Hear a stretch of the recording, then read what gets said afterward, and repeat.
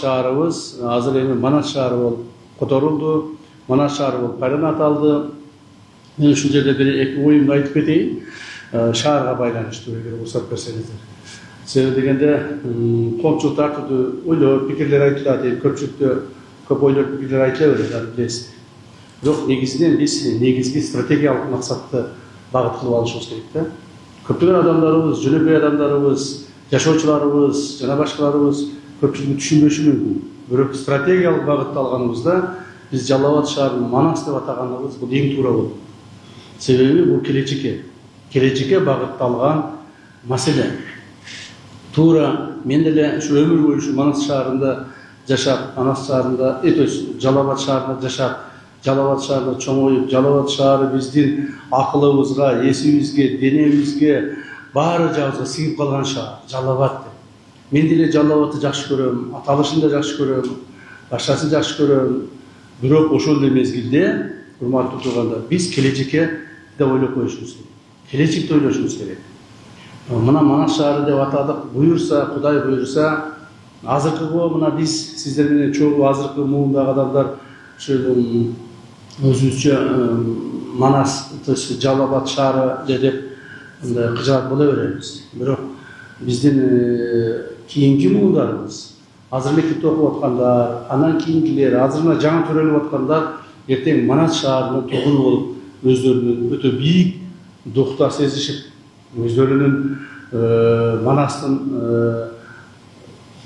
тукумдары экендигин билишип, өздөрүнүн бул тарыхтагы ордуну билишип өсө турган чоңдай муун пайда болот. Мына ошого биз багыт алышыбыз керек. Ошого багыт алышыбыз керек. Ар ким ар түрдүү деп атай берет. Мана Жалал Абад шаарынын тарыхында Жалал Абад кайдан келип чыккан, эмне болуп чыккан, эч бир тарыхчылар так атап бере албады бизгечи. Бир да тарыхчы так атап бере албады.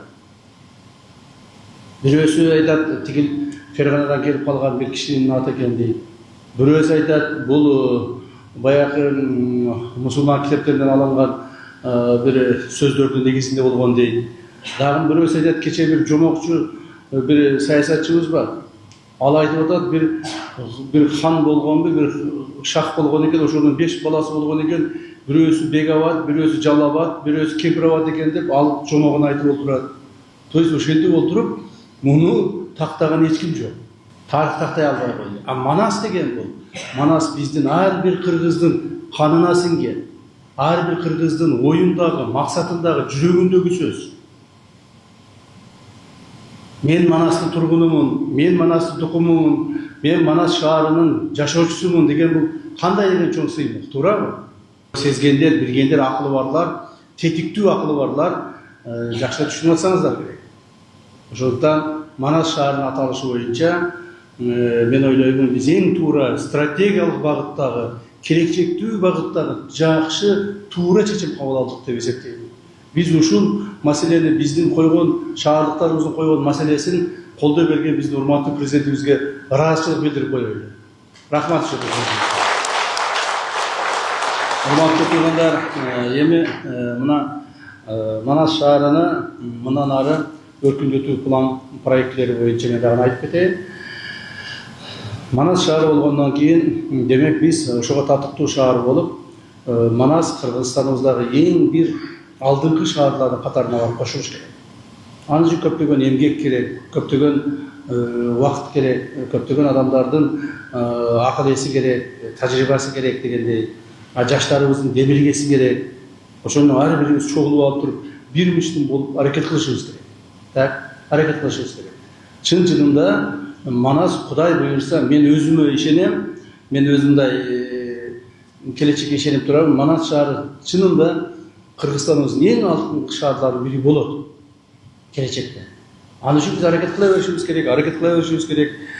Жакында буюрса, мен ойлоймун, биз ошо Манас шаарынын, азыр Манас шаары облустук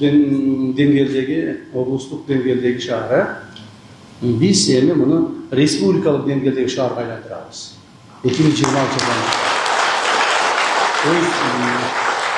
Манас шаары 2026 жылдан баштап республика деңгээлде 3-ші шаар болот. официалдуу түрдө.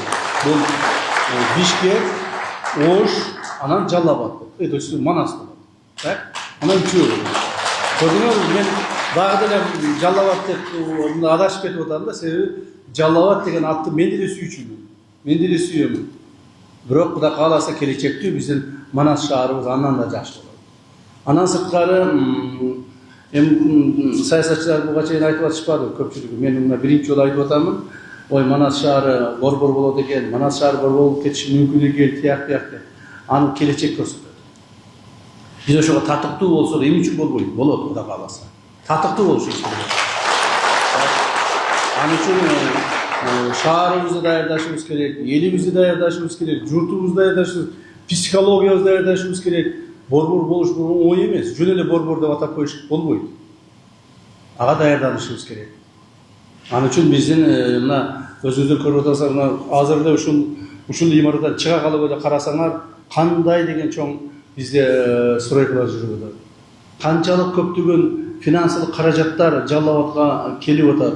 Ошолордун баардыгы ушу Жалал Абад шаарын өздөштүрүп, башка шаар кылып, сонун шаар кылып, мындай современный типтеги шаар кылып өстүрүүгө багыт болуп атат. Бул мына акыркы 3-4 жылдарда чоң эмгектердин бири болуп атат. Бул башталышы гана. Мындан ары дагы көбөйөт.